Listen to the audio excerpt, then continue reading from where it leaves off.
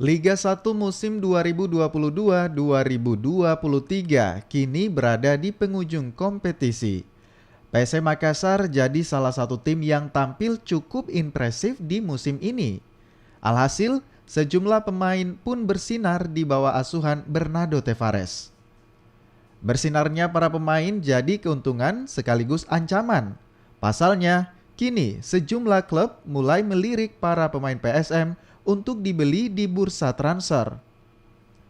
Sejauh ini setidaknya ada 6 pemain yang mulai memanaskan jendela transfer. Mereka diantaranya Yuran Fernandes, Yance Sayuri, hingga Ramadan Sananta.